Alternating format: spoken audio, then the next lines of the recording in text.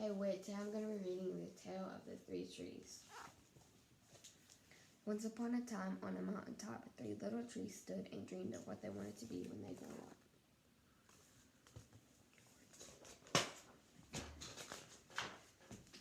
The first little tree looked up at the stars twinkling like diamonds above him. I want to hold treasure, he said. I want to be covered with gold and filled with the most precious stones.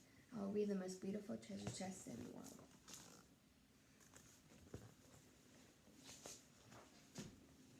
The second little tree looked out at the small stream trickling by on its way to the ocean. I want to be a strong sailing ship, he said. I want to travel mighty waters and carry powerful kings. I will be the strongest ship in the world. The third little tree looked down into the valley below where the busy men and busy women worked in a busy town. I don't want to leave the mountaintop at all, she said. I want to grow up so tall that when people stop to look at me, they will raise their eyes to heaven and think of God. I will be the tallest tree in the world. Years passed, the rains came, the sun shone, and the little trees grew tall. One day, 3 woodcutters climbed the mountain.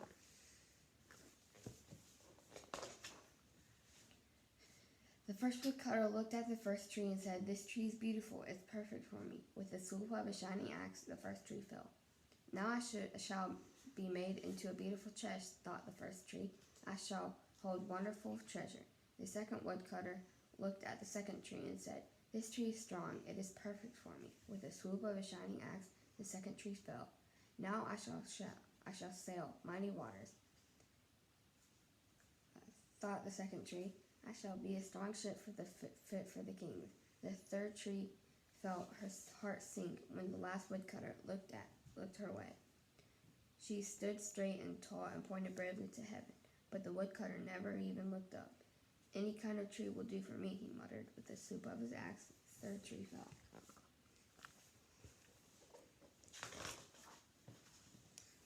The first tree rejoiced when the woodcutter brought him to a carpenter shop. But the busy carpenter was not thinking about treasure chests. Instead,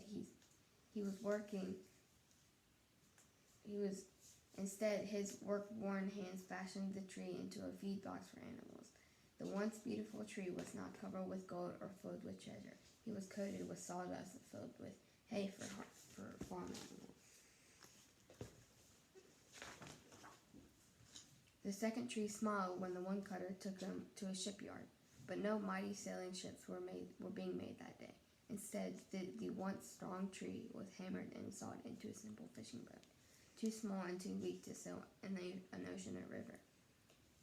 He was taken to a little lake. Every day, he brought loads of dead, smelly fish.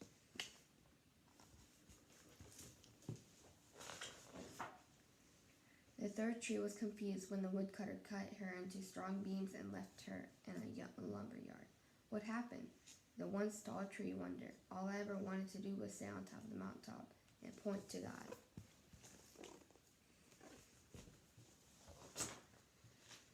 Many, many days and nights passed. The 3 trees nearly forgot their dreams. But one night, golden starlight poured over the first tree as the young woman placed her newborn baby in the feed box.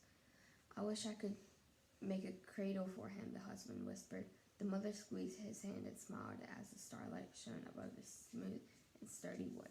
The manger is beautiful," she said, and suddenly the first tree knew he was holding the greatest treasure in the world, which is Jesus.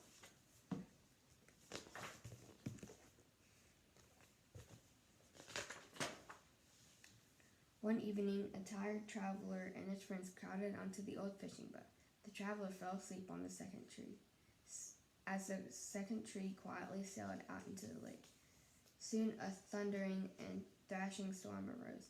The little tree shuddered. He knew he did not have the strength to carry so many passengers safely through the wind and rain. The tired man awakened. He stood up, stretched out his hand, and said, "Peace." The storm stopped him quickly as it begun. And suddenly the second tree knew he was carrying the King of heaven and earth, which is God.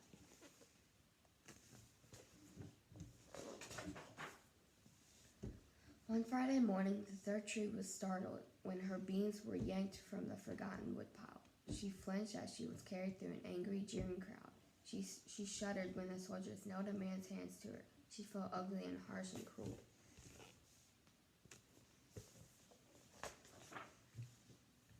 But on Sunday morning, when the sun rose and earth trembled with joy beneath her, the third tree knew what God's love had changed everything.